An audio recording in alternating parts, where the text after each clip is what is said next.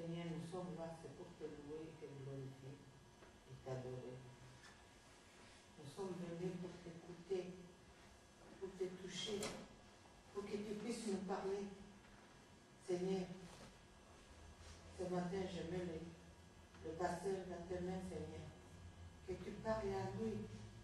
Que lui, quand il va parler, c'est toi qui parles à lui. Et nous autres, on doit écouter. On doit écouter ta voix. On ne va pas écouter la voix du pasteur. On doit écouter ta voix à toi, Seigneur. C'est toi qui vas parler, toi le pasteur. Oh Père éternel, je te remercie, je te rends grâce. Nous sommes venus ici, c'est pour avoir la bénédiction, avoir la joie et l'espoir de continuer à vivre. Seigneur, en sortant ici, que nous soyons remplis, parce que nous sommes venus des vases vides, mais en sortant, nous espérons et nous croyons que nos vases vont être remplis par le Saint-Esprit dans les siècles des siècles. Amen. J'aimerais prendre un texte que je voudrais voir avec vous, qui se trouve dans Tite, chapitre 2, versets 11 à 15. La grâce de Dieu qui est manifestée. Mais j'aimerais vous montrer dans ce texte qu'il y a 7 merveilles. Alors on parle souvent des merveilles du monde, hein, les 7 merveilles du monde. Vous connaissez les 7 merveilles du monde? C'est quoi les 7 merveilles du monde? Vous les connaissez? Les jardins suspendus, la mur de Chine, hein, les trucs, les quoi? Quelle part? Oui, c'est les pyramides les pyramides de comment ça s'appelle? D'Égypte. Il y avait encore autre chose. Je ne sais plus, il y avait les temples de Maya ou des trucs comme ça. Il y a 7 merveilles dans le monde que l'on a en Inde, dans le grand temple, le Taj Mahal, il y a comme ça 7 merveilles. Mais vous savez, il y a de plus grandes merveilles que ça. Et j'aimerais vous montrer que malgré que nous sommes toujours à la recherche de quelque chose de nouveau, de quelque chose qui va nous impressionner, eh bien, il y a la plus grande merveille dans ce monde, c'est la Bible qui nous décrit Jésus, qui nous parle de son origine, de son enseignement, de sa puissance, qui est tout ce qu'il y a de surhumain. Jésus va nous laisser 7 merveilles que l'on peut voir et découvrir dans ce texte. On va le lire. Car la grâce de Dieu, source de salut pour tous les hommes, a été manifestée.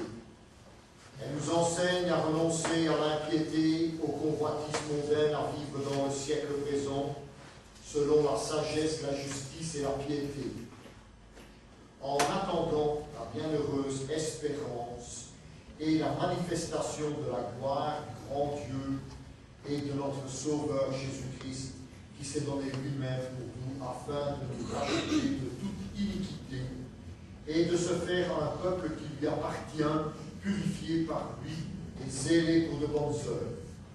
Dites ces choses, exhorte et reprends avec une pleine autorité, que personne ne te méprise.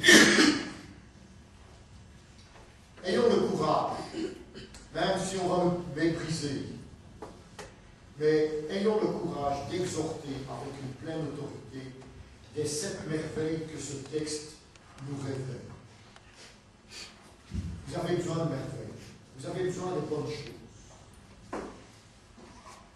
La première merveille, c'est une manifestation, une merveilleuse manifestation que l'on voit dans le verset 11. Car la grâce de Dieu, source de salut pour tous les hommes, a été manifestée. Dieu a manifesté sa grâce. Ça, c'est quelque chose de nouveau. Vous savez, une grâce, c'est quelque chose que l'on reçoit et que l'on ne mérite pas. Une grâce, c'est quelque chose que l'on reçoit et que l'on ne mérite pas. C'est quelque chose qui est donné volontairement par celui qui veut nous la donner. Et Dieu, comme il le dit, eh bien, nous l'a donné, cette grâce. Il a dit, j'ai grâce envers toi. Je veux que tu puisses bénéficier de ce que j'ai à t'offrir malgré que tu ne le mérites pas. Et c'est la source du salut. La grâce de Dieu est la source du salut.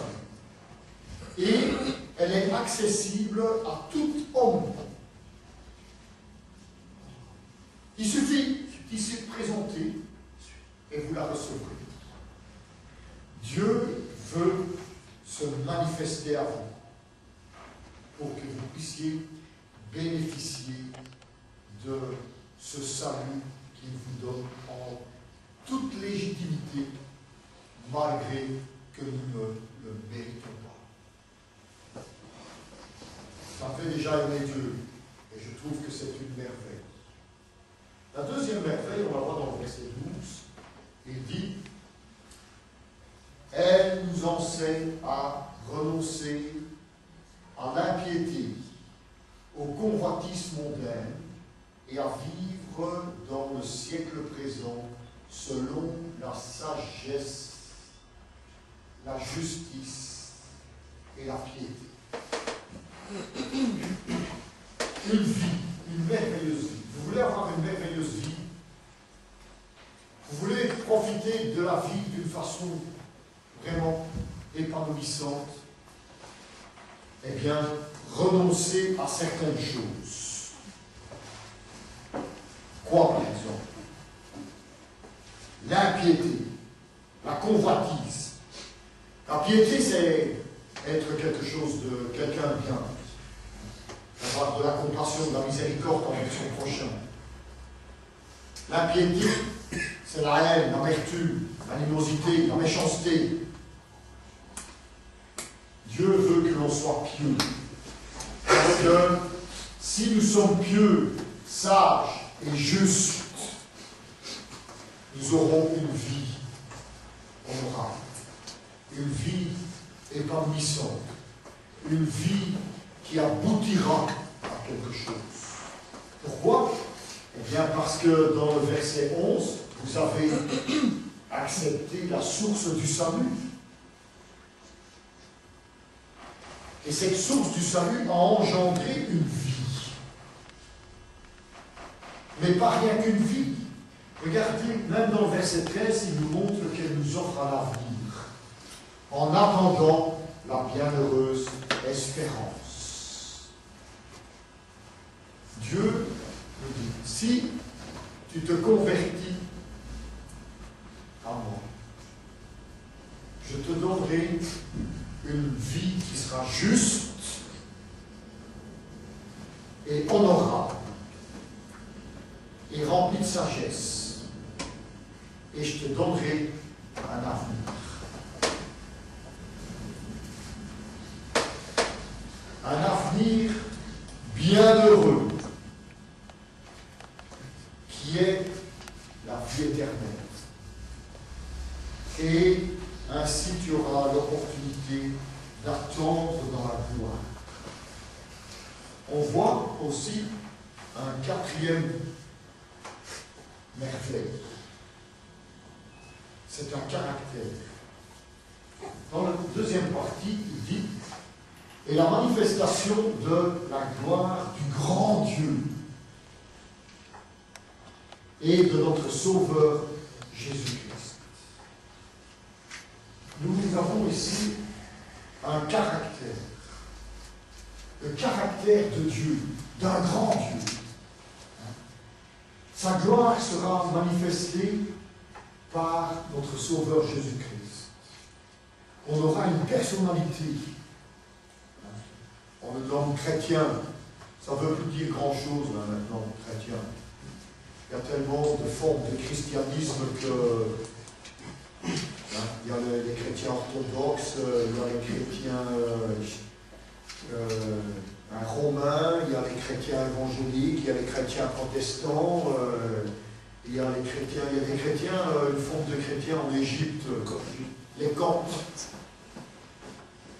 Qu'est-ce que ça veut dire tout ça? On va avoir un caractère. Quel caractère? Le caractère du grand Dieu. Je suis enfant de Dieu. Vous savez, beaucoup de ces chrétiens, de toutes ces dénominations différentes, ne savent pas dire pourquoi ils sont chrétiens. Mais moi, je sais dire pourquoi je suis un enfant de Dieu. Parce que j'ai un grand Dieu qui m'a sauvé par Jésus-Christ. Qui s'est manifesté, comme il l'a dit plus haut, pour me donner sa grâce, pour me donner son accessibilité, pour que je puisse me rapprocher de lui et avoir ainsi un caractère honorable. Moi, je peux avoir ce caractère, mais lui, il l'a déjà. Il est grand, il est sauveur et il est assurant. Le cinquième merveille, c'est qu'il nous fait un don, dans le verset 14. Il a dit, qui s'est donné lui-même pour nous. Il s'est donné lui-même pour nous. Et c'est un petit peu logique, étant donné qu'il a montré plus haut qu'il a manifesté sa grâce. Mais il pouvait manifester sa grâce sans se donner lui-même. Et ça, c'est une grâce d'autant supérieure. Parce que cette grâce est accompagnée de lui-même. C'est un don que nous avons reçu. Un don qui va éliminer nos ennemis, qui va éliminer tout ce qui nous empêche de devenir un enfant de Dieu. De plus, ce que nous voyons, c'est qu'il n'a rien demandé en retour. Il s'est donné lui-même afin de nous racheter. Il ne nous a rien demandé en retour.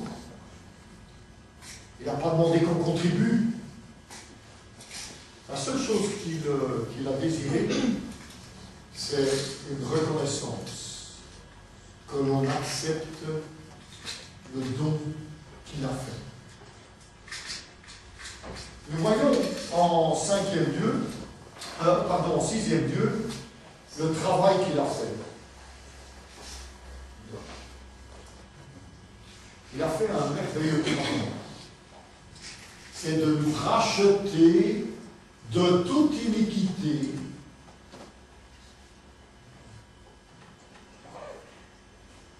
Il nous a rachetés de toute iniquité. Ça, c'est une merveille.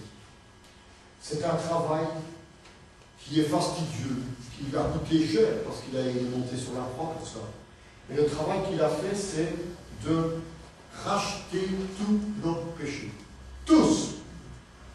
Il a déjà payé, en quelque sorte, pour les péchés que nous allons commettre encore.